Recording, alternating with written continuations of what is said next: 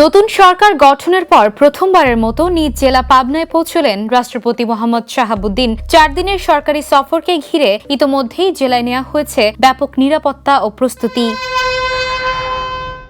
শনিবার দুপুর 12:30টার দিকে হেলিকপ্টার যোগে শহীদ অ্যাডভোকেট আমিনউদ্দিন স্টেডিয়ামে অবতরণ করেন রাষ্ট্রপতি। সেখান থেকে তাকে আনুষ্ঠানিকভাবে জেলা সার্কিট হাউসে নিয়ে যাওয়া হয়, যেখানে তাকে গার্ড অব অনার প্রদান করা হয়। এ সময় উপস্থিত ছিলেন রাজশাহী বিভাগীয় কমিশনার ডক্টর আ.ন.ম বজলুর রশিদ, পাবনার জেলা প্রশাসক শাহেদ মোস্তফা এবং পুলিশ সুপার আনোয়ার জাহিদ সহ সংশ্লিষ্ট কর্মকর্তারা।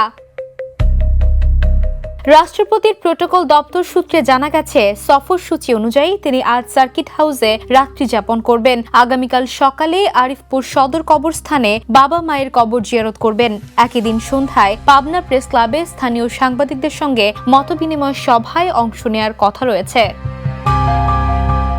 পরদিন তিনি পাবনা সদরের ভবানীপুর মসজিদ পরিদর্শন করবেন এবং সন্ধ্যায় শহরের জুবিলি ট্যাঙ্ক এলাকায় নিজ বাসভবনের সময় কাটাবেন। সফরের শেষ দিনে সার্কিট হাউসে গার্ড অব অনার গ্রহণ শেষে হেলিকপ্টার যোগে ঢাকার উদ্দেশ্যে রওনা হওয়ার কথা রয়েছে তার।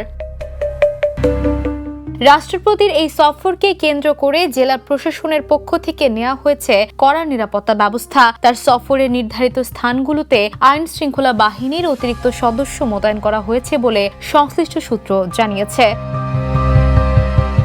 Desk report, the news.